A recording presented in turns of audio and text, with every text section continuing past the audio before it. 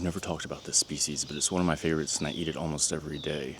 So it's wild in Texas and Mexico, but it's actually the same species as commercial or garden peppers like jalapeno, serrano, cayenne, bell pepper, paprika. Those are Capsicum annuum.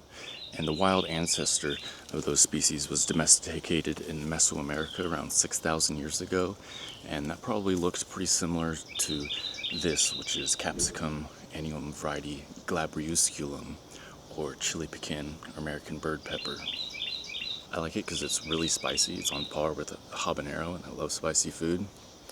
Capsaicin actually binds to receptors that register heat or abrasion, and it's been used medicinally in topical ointments for pain relief, like icy hot. And Mexican Kickapoo actually applied the fruits of this species in a similar manner.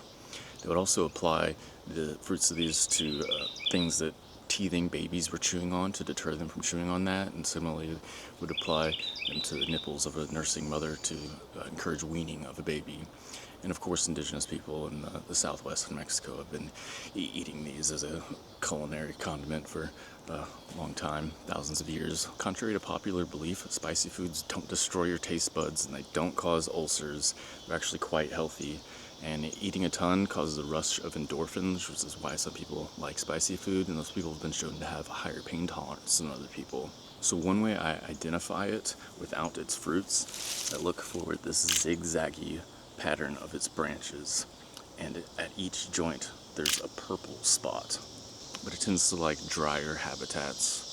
And this is actually the only species that I've ever personally been able to cultivate with any success. As much as I love plants, I'm not good at things like watering them.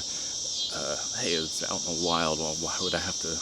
I'm not taking care of all these guys. Why do I need to take care of you? Figure it out yourself. Anyway, I had a chili pequín bush and a big pot, and it just fruited for me prolifically over a bunch of years. I eventually gave it away. But if you like spicy foods or peppers, I highly recommend growing this instead of any jalapeno or other garden pepper, because birds will actually eat this too and spread it. So birds are immune to capsaicin, and that's what disperses them, but they can't pick up a jalapeno. That thing's too big for most birds, but they love this. That's another name for it, is American bird pepper. And I like to gather a bunch and dry them up and then pound it in a mortar and pestle for my spicy seasoning. Ooh.